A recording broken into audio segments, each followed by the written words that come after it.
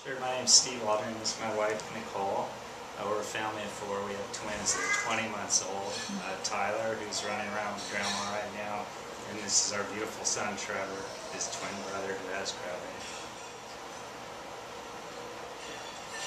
You know, for us, the reality is when we stayed at the Hunter Homes last year, a little over a year ago in 2008,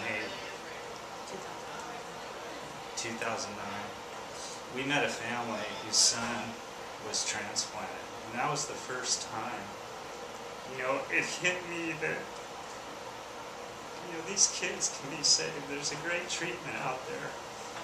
And for Trevor, it really has come down to being born in the wrong state. He was born in California. If Trevor was born in New York, he would have been identified before he became symptomatic, and he would have had a transplant. And he would be sitting up, walking, talking, doing all the things that a lot of the kids at this symposium are doing. And, you know, for me, when we were at Hunter's Hope, we saw Marcus, that was where the newborn screening hit home, that it has gotten to the point that if you're born in the wrong state, you're not getting tested early enough, and then there is no treatment. And the families and the pain and the suffering that the children go through this is a devastating disease. Although it's, you know, it's a rare disease, it doesn't get a lot of attention. And, you know, the Hunter's Hope Foundation, with Jim and Jill and everything the family's done to build this up, it's getting some attention.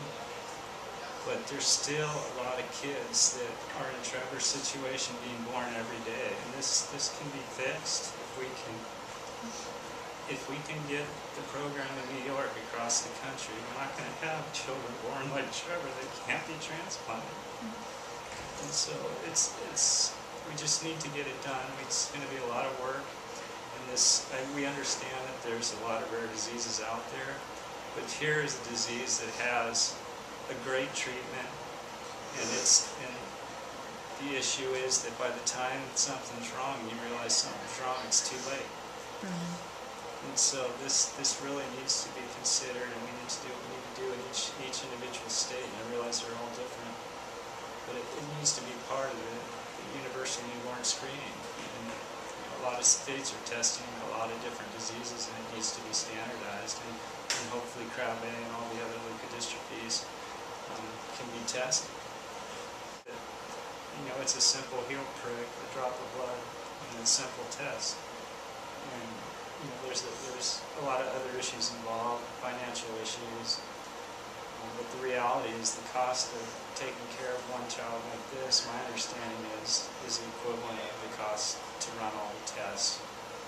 So, you know, I realize it's a hard fight, but I just don't know how anybody, you know, can't sympathize with the families that are going through this when there's a valid treatment. And if it comes down to money, I think we can do better than that.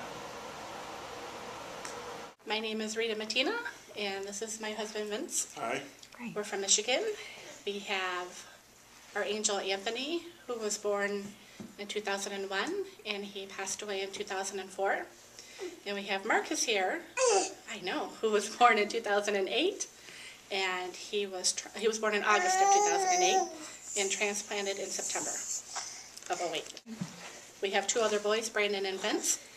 Brandon's going to be 14, Vince is going to be 13, and they're both carriers. So we had our son Anthony pass away, and then when we found out we were going to have Marcus, we tested and found out that he had Krabbe's, and we knew that there was hope for him, hope that Anthony never had.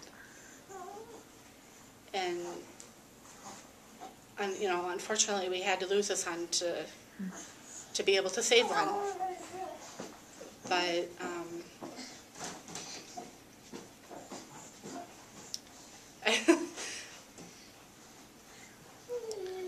I just hope that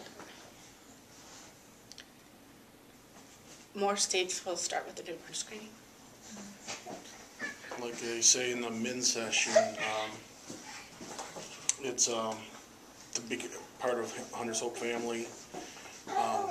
a lot of us, almost all of us, have to, what was the term of phrase, pay a heavy membership fee. You know, to lose one child to save others, but with newborn screening, hopefully families in the future won't know that pain.